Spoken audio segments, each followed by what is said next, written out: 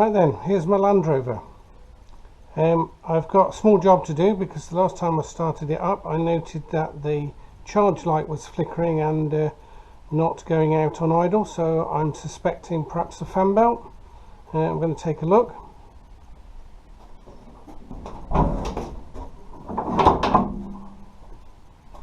What I'm going to do is I'm going to put the bonnet all the way back.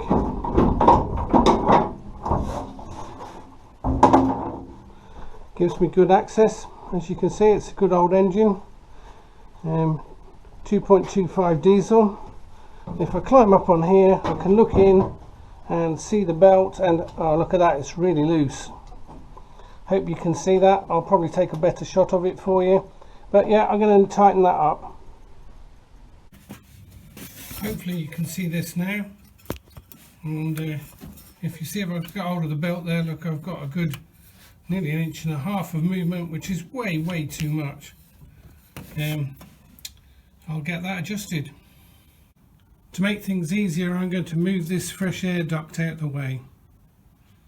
It's just on clips, a cable tie down here and there. That there is a replacement motor. The original motor was rusted out, so I put on that letter on there. I've now got much better access to that bolt down there. I'll have to loosen the clamp bolt from underneath, I think. You can just see the clamp bolts there and further back there.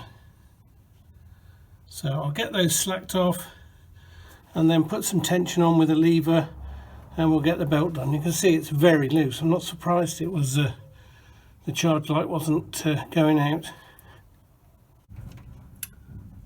That bottom bolt there is already loose. That's probably why the alternator has moved. I don't know how well you can see this, but if I pull on this spanner it should rotate the alternator and tighten the belt. And there it goes. Maybe a little bit more. There we go. That's it, nice and tight. Right, because I'm doing this on my own, I've got a lever down between the engine block and the alternator, coming up, braced against the inner wing, and that applies the tension to the belt, so as I do the nuts up it maintains the correct tightness. Right then, we'll start her up and see if that charge light goes out. I have to give it some glow plug action, about 20 seconds.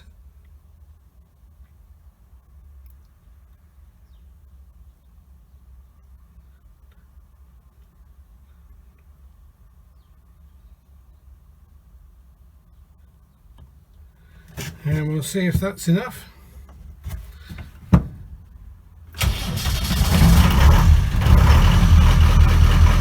Started straight up, and if you look and see just here, the charge light went straight out. Very noisy old Land Rover.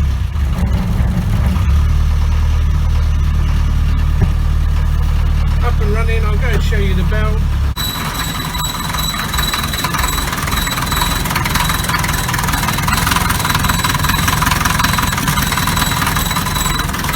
Give it a few more revs.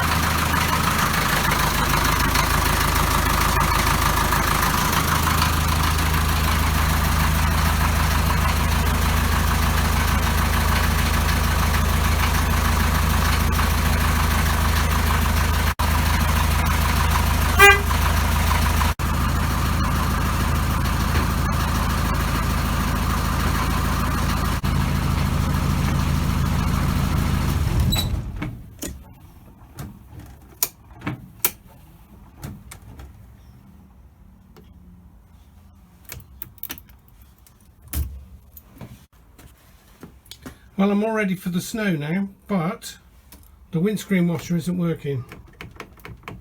No juice at the pump, I suspect, or a bad earth. I'm going to investigate. Interestingly, with the switch held in with a clamp, I have got, and I'm just using the meter on DC volts, and reaching in here, hopefully you can still see. There it is, look, I've got volts at the pump. Then if I change the meter to ohms, see when I touch the two terminals together it goes to 0. So if I go to earth on the battery and earth on the pump, just trying to get it so you can see what I'm doing, it goes to 0. So the circuit, the electricity is fine, the pump seems to be not functioning. We'll have to investigate that. As a little aside, I've just noticed that the pump is quite hot, so it's trying to work, but obviously not. Probably a seized spindle or something like that. So it would appear to be the pump. I don't know whether you can see, but it's got some screws, and underneath the inner wing under here we've got somewhere some those two there, little nuts to undo. What I'm going to do is I'm going to put in some penetrating fluid on those.